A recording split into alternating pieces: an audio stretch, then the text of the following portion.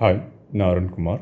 இன்றைக்கி நம்ம glaciers inequality, entropy, available energy, அப்புறம் கொஞ்சம் இன்ட்ரடக்ஷன் ப்ராப்பர்ட்டி ஆஃப் பியூர் சப்ஸ்டன்ஸில் கொடுக்குறேன். ஃபர்ஸ்ட் எடுத்தோடனே இந்த என்ட்ரோபின்ற கான்செப்டுக்கு ப்ரெடிசஸர் இந்த கிளாஷியஸ் இன்இக்வாலிட்டி தான். இந்த கிளாஷியஸ் ஈக்குவாலிட்டின்றது என்னதுன்னா, இப்போ ஒரு ரிவர்சபிள் ஹீட் என்ஜின் இருக்குது. இந்த ரிவர்சபிள் ஹீட் என்ஜின் என்ன கான்செப்ட் சொல்லுதுன்னா, Q1 divided by T1 is equal to Q2 divided by T2. இது ஈக்குவலாக இருக்குது. ஸோ இந்த Q1 இப்படி வச்சுக்கிட்டு நான் இந்த Q2 இந்த சைடு கொண்டு வந்துடுறேன். divided by T1 divided by T2 is equal to 0. So which is nothing but the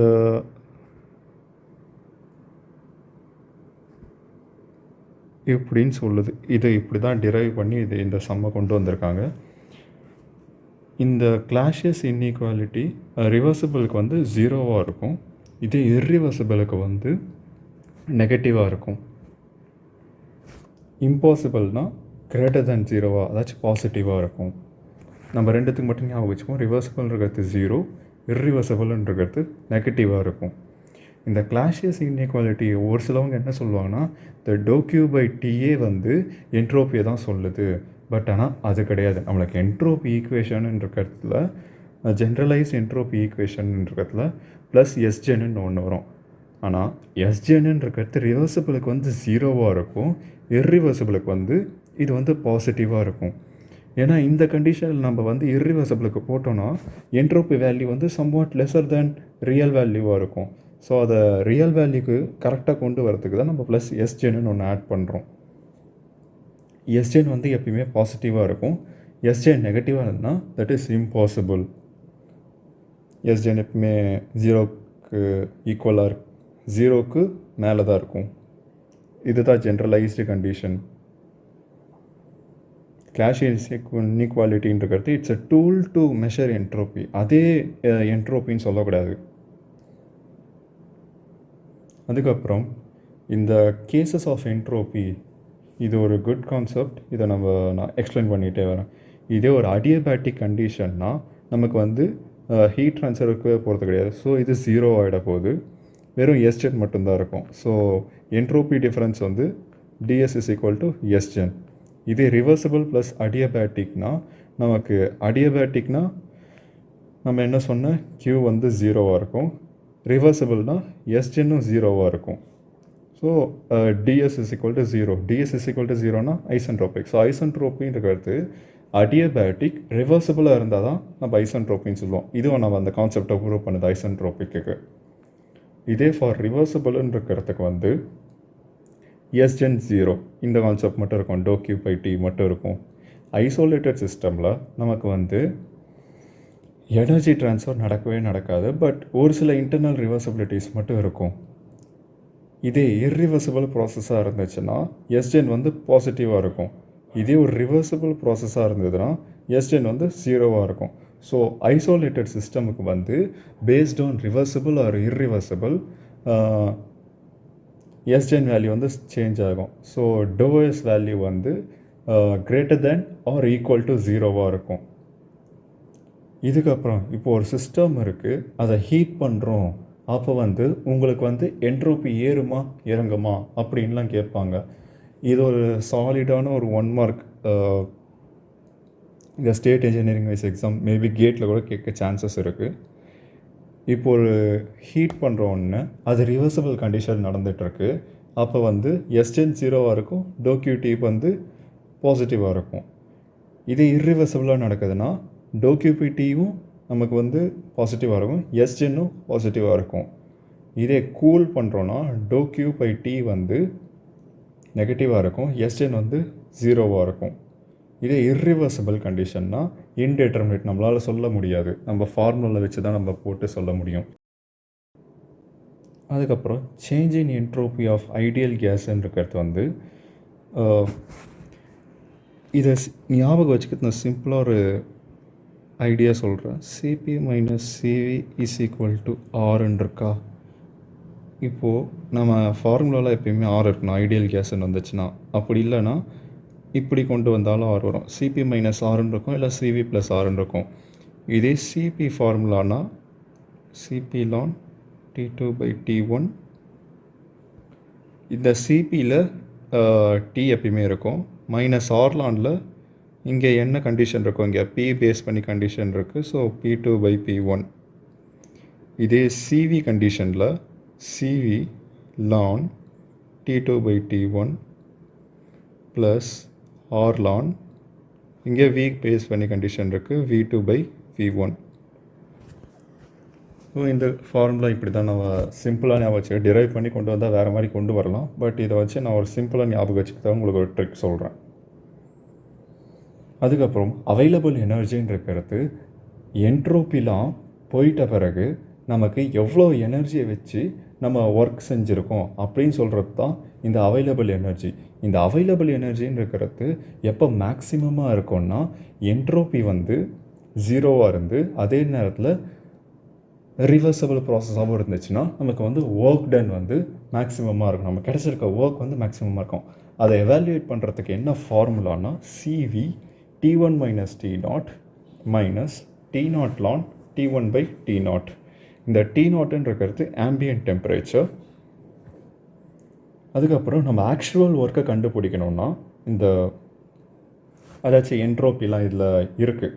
actual ஒர்க்குன்றது எப்பயுமே நம்மளுக்கு ஒரு ஒர்க் கொடுத்துருப்போம், அதில் அந்த ஒர்க்கு டீக்ரேட் ஆகி கொஞ்சம் என்ட்ரோப்பியாக போயிட்டுருக்கோம். அதை எப்படி கால்குலேட் பண்ணோன்னா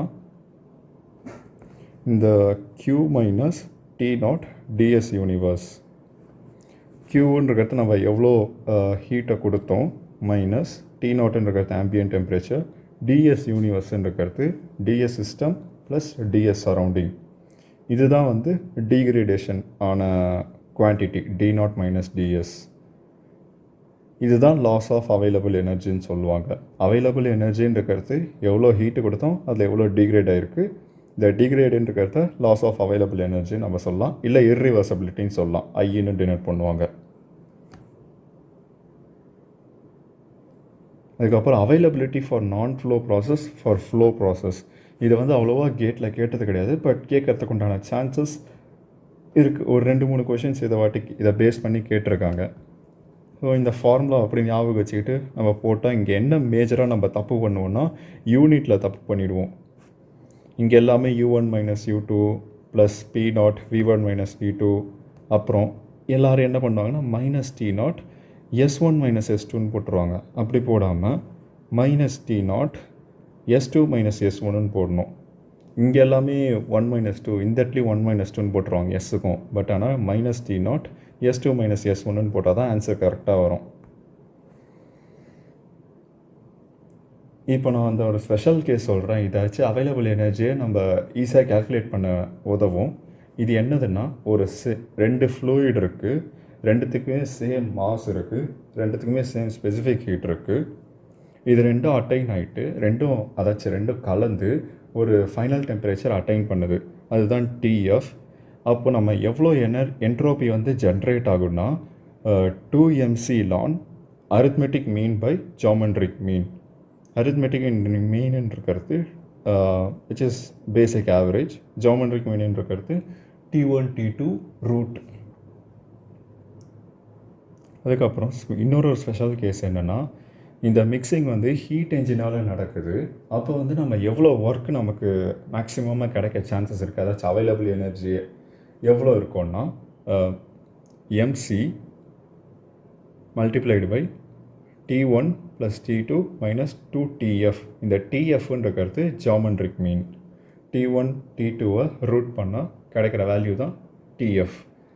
இந்த MCன்றது ஸ்பெசிஃபிக் ஹீட் கிடையாது, ஹீட் கெப்பாசிட்டி MCன்றது. எம்ன்றது சின்றது ஸ்பெசிஃபிக் ஹீட், MCன்றது ஹீட் கெப்பாசிட்டி. இந்த Tmaxன்றது தான் T1, T மினிமம்ன்றது T2. இது இண்டிவிஜுவலாக நம்ம ஸ்கொயர் ரூட் எடுத்துகிட்டு ஸ்கொயர் பண்ணோன்னா இந்த ஃபார்முலா அப்படியே வந்துடும் T1 ப்ளஸ் T2 மைனஸ் 2TFன்ட்டு. அதுக்கப்புறம் ப்ராப்பர்ட்டிஸ் ஆஃப் பியூர் சப்ஸ்டன்ஸ். அதுக்கப்புறம் மோஸ்ட்டாக எல்லாமே எஸ்ஸை பேஸ் பண்ணி வர ஃபார்முலாவில் இந்த லான்னு இருக்கும் அது வரும். இதை ஹெச் பேஸ் பண்ணி வரால வெறும் சிபி T1 மைனஸ் T2 அவ்வளோதான். என்ன ப்ரெஷர் இருக்கோ அந்த ப்ரெஷரில் ஒரு சேச்சுரேஷன் டெம்பரேச்சர் மைனஸ் கொடுத்துருக்க டெம்பரேச்சர். பியோர் லிக்விட் ஃபேஸுன்னு இருக்கிறது ஏதாச்சும் இந்த ரீஜியன், இந்த கோடு இருக்குது பார்த்தீங்களா, இதுதான் வந்து பியோர் லிக்விட் ஃபேஸ். இந்த இடத்துல நமக்கு வேல்யூ வந்து S1 வந்து SFன்னு ஒரு வேல்யூ கொடுத்துருப்பாங்க, அதுக்கு ஈக்குவலண்ட்டாக இருக்கும். என்தால்பி வேல்யூ வந்து HFக்கு ஈக்குவலண்ட்டாக இருக்கும். அதுக்கப்புறம் மிக்சடு ஃபேஸ், இந்த 3 இருக்குது பார்த்தீங்களா, இந்த இடத்துல தான் நம்ம மோஸ்ட்டாக கொஷின்லாம் கேட்பாங்க. இதில் ட்ரைனஸ் ஃப்ராக்ஷன், வெட்னஸ் ஃப்ராக்ஷன் 2 இருக்குது. இந்த ட்ரைனஸ் ரேஷியோன்னு இருக்கிறது என்னதுன்னா, ட்ரைனஸ் ரேஷியோன்னு சொல்லலாம், ஃப்ராக்ஷன்னு சொல்லலாம். இந்த ட்ரைனஸ் ஃப்ராக்ஷன் இருக்கிறது mass of vapour divided by total mass. இதே வெட்னஸ் ஃப்ராக்ஷன் இருக்கிறதுனா mass of water vapour divided by total mass. இந்த ட்ரைனஸ் ஃப்ராக்ஷனுக்கும் வெட்னஸ் ஃப்ராக்ஷனுக்கும் ஒரு ரிலேஷன் இருக்குது. நான் ட்ரைனஸ் ஃப்ராக்ஷன் எக்ஸ்ன்னு வச்சுக்கிறேன், வெட்னஸ் ஃப்ராக்ஷனை எக்ஸ் டேஷ்னு வச்சுக்கிறேன். இந்த வெட்னஸ் ஃப்ராக்ஷன் இருக்கிறது 1 மைனஸ் எக்ஸாக இருக்கும். 1 minus dryness fraction is equal to wetness ஃப்ராக்ஷனாக இருக்கும். அதுக்கப்புறம் இந்த H3 இதுக்குள்ளே ஏதோ ஒரு இடத்துல H3 இருக்குது.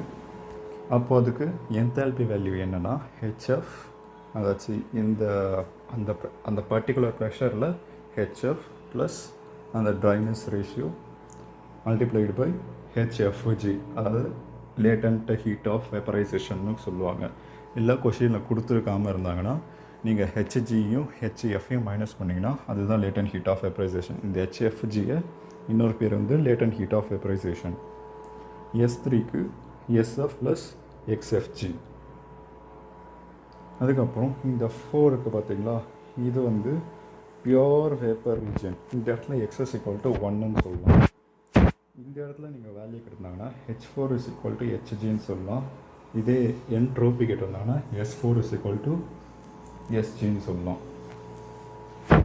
இந்த S5ன்றது சூப்பர் ஹீட்டட் ஸ்டேட். இந்த டிகிரி ஆஃப் சூப்பர் ஹீட்டுன்னு கேட்டாங்கன்னா T5 மைனஸ் சேச்சுரேஷன் டெம்பரேச்சர். என்ன பர்டிகுலர் ப்ரெஷர் கொடுத்துருக்காங்களோ அந்த ப்ரெஷரோட Tsat எடுத்துக்கிட்டு இந்த T5 மைனஸ் அந்த பர்டிகுலர் ப்ரெஷரில் சேச்சுரேஷன் டெம்பரேச்சர் என்ன இருக்கோ மைனஸ் பண்ணோன்னா நமக்கு வந்து டிகிரி ஆஃப் சூப்பர் ஹீட்டுன்னு கிடைக்கும். இந்த இடத்துல டிகிரி ஆஃப் சப்கூலிங் சொன்னால் இந்த இடத்துல டிகிரி ஆஃப் சூப்பர் ஹீட்டுன்னு கேட்பாங்க.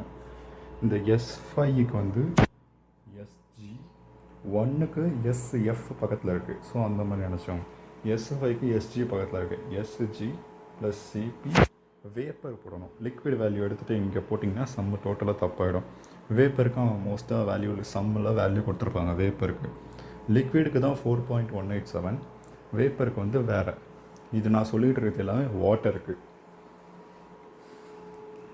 வேப்பருக்கு வந்து T5 divided by T saturation temperature எந்த பர்டிகுலர் ப்ரெஷர்லையோ. அதே மாதிரி H5 is equal to HG plus CP T5 minus T saturation. So இன்றைக்கி அவ்வளோதான். நம்ம நாளைக்கு இதை பேஸ் பண்ணியிருக்க சம்ஸ்லாம் பார்த்துக்கலாம்.